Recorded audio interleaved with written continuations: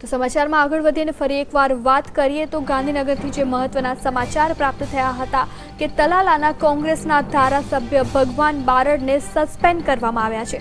મહત્વપૂર્ણ બાબત એ છે કે વર્ષ 1995ની સાલમાં સૂત્રાપાડાની ખનીજ ચોરી બાબતે જે કેસ ચાલી રહ્યો હતો તેમાં કોર્ટે તેમને દોષિત જાહેર કર્યા છે। ચૂંટણી પંચ અને કલેક્ટરને સસ્પેન્સની જાણ પણ કરવામાં આવી છે। તો ચોરીનો આરોપ જે હતો તેમની ઉપર તે બાબતે સૂત્રાપાડા કોર્ટે પોણા 3 વર્ષની સજા ફટકારી છે। તો આ અંગે વધુ વિગતે વાત કરવા માટે આપણી સાથે જોડાઈ ચૂક્યા છે અમિત ચાવડા, પ્રદેશ કોંગ્રેસ અધ્યક્ષ। આપનું સ્વાગત છે। સૌપ્રથમ તમારું રિએક્શન શું છે આ ઘટનાને લઈને? ભાજપ સરકાર દ્વારા રાજકીય કિન્નાખોરી વાપરી અને જે કાયદાનું અર્થઘટન દરેક માટે જુદું જુદું જે કરવામાં આવી રહ્યું છે ખૂબ દુઃખદ બાબત છે અને સખત શબ્દોમાં અમે એનો વિરોધ પણ કરીએ છીએ।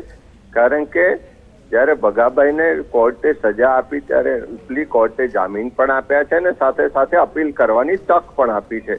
સરકાર એક તરફ બાબુ બોખરિયા અને નારણભાઈ કાછડિયા જેવા ભારતીય જનતા પાર્ટીના નેતાઓને આવા કેસોમાં જ્યારે સજા થઈ હોય ત્યારે એમને મુક્તિ આપવામાં આવે અને કોંગ્રેસનો ધારાસભ્ય છે સરકાર સામે લડે છે એટલા માટે કિન્નાખોરી રાખીને સસ્પેન્ડ કરવાનું જે કૃત્ય અને પગલું સરકાર દ્વારા લેવામાં આવ્યું છે, અધ્યક્ષ દ્વારા લેવામાં આવ્યું છે, ત્યારે હું માનું છું કે આ રાજકીય રીતે નુકસાન કરવા માટે અને કિન્નાખોરી રાખીને લેવામાં આવેલો નિર્ણય છે। જી અમિતભાઈ, જ્યારે તમારું એવું કહેવું છે કે ભાજપ દ્વારા કિન્નાખોરી રાખી અને આ પ્રકારનું કૃત્ય કરવામાં આવ્યું છે ત્યારે આગામી દિવસમાં તમારી રણનીતિ શું રહેશે? ચોક્કસ અમે ઉપલી કોર્ટમાં ન્યાયિક પ્રક્રિયાથી પણ સરકારના નિર્ણયને ચેલેન્જ કરીશું અને સાથે સાથે પ્રજા વચ્ચે પણ જઈશું।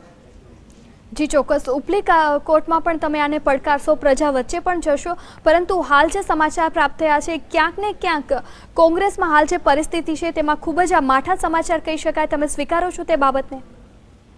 મેં કીધું એમ કાયદો દરેક માટે સમાન હોય છે। ભાજપના બાબુ બોખરિયાજી અને નારણ કાછડિયાજી જેમને સજા થઈ ચૂકી છે એમને માટે કાયદો લાગુ કરવામાં નથી આવતો ને બીજી તરફ જ્યારે કોંગ્રેસના ધારાસભ્યને કોર્ટે ઉપર અપીલ કરવાની તક પણ આપી છે અને જામીન પણ આપ્યા છે, એવા સંજોગોમાં આવો તાત્કાલિક નિર્ણય લેવો હું માનું છું કે આગામી લોકસભાની ચૂંટણીમાં કોંગ્રેસને નુકસાન પહોંચાડવાને રાજકીય કિન્નાખોરીથી કર્યો છે, પણ કોંગ્રેસનો કાર્યકર્તા આ સરકારના કિન્નાખોરીના પગલા સામે મજબૂતાઈથી લડશે।